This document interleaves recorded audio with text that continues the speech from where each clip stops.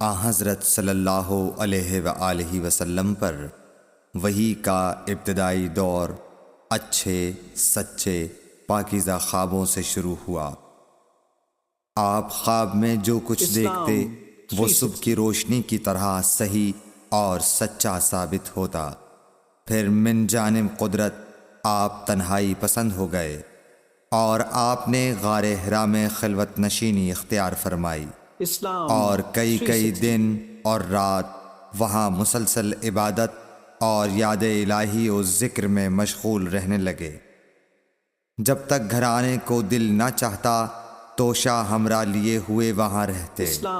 توشہ ختم ہونے پر ہی اہلیہ محترمہ حضرت خدیجہ رضی اللہ تعالی عنہا کے پاس تشریف لاتے اور کچھ توشہ ہمراہ لے کر پھر وہاں جا کر خلوت گزین ہو جاتے۔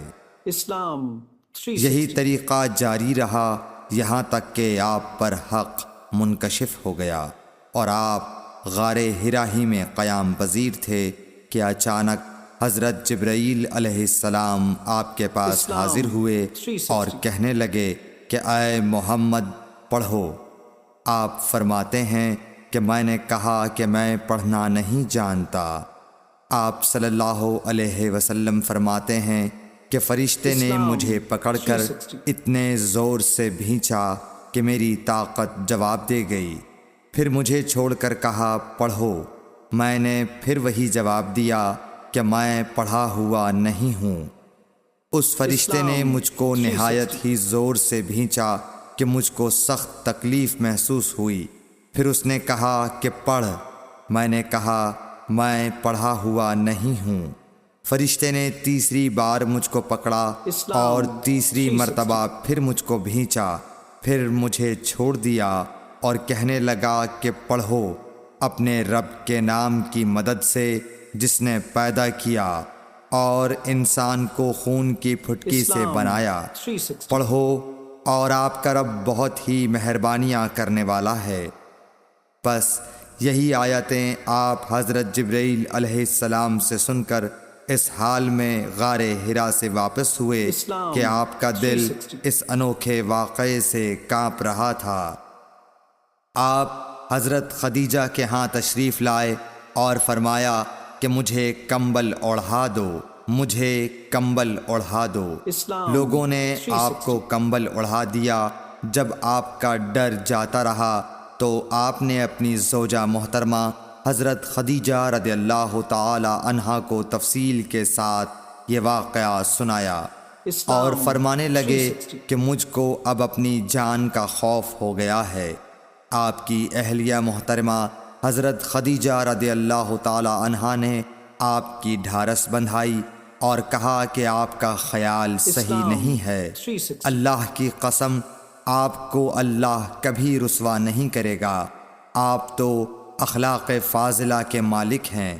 آپ تو کنبہ پرور ہیں، بے کسوں کا بوجھ اپنے سر پر رکھتے ہیں، مفلسوں کے لیے آپ کماتے ہیں، مہمان نوازی میں آپ بے مثال ہیں اور مشکل وقت میں آپ امر حق کا ساتھ دیتے ہیں۔ ایسے اوصاف حسنہ والا انسان یوں بے وقت ذلت و خواری کی موت نہیں پا سکتا۔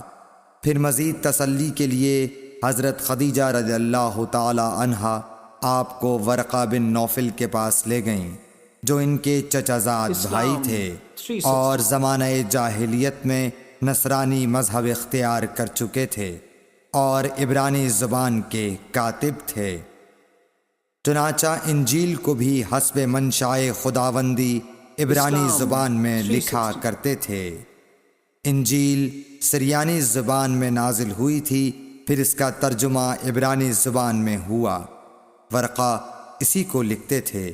وہ بہت بوڑھے ہو گئے تھے، یہاں تک کہ ان کی بینائی بھی رخصت ہو چکی تھی۔ حضرت خدیجہ رضی اللہ تعالی عنہا نے ان کے سامنے آپ کے حالات بیان کیے اور کہا کہ اے چچا زاد بھائی، اپنے بھتیجے محمد صلی اللہ علیہ وسلم کی زبانی ذرا ان کی کیفیت سن لیجئے۔ وہ بولے کہ بھتیجے آپ نے جو کچھ دیکھا ہے اس کی تفصیل سناؤ۔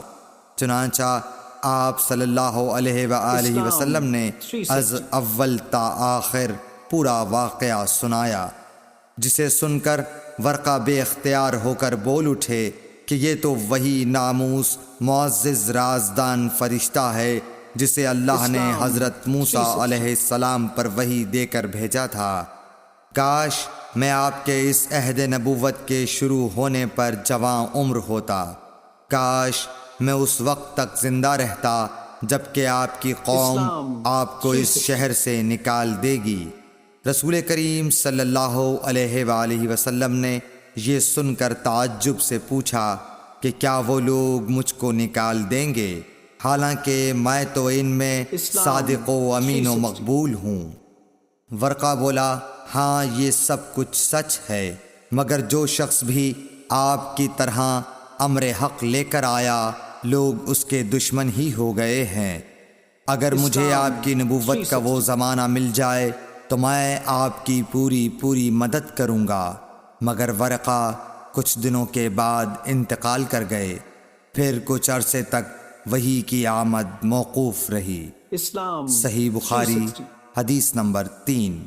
قرآن و حدیث کی سب سے بڑی موبائل ایپ اسلام 360 مفت ڈاؤن لوڈ کریں۔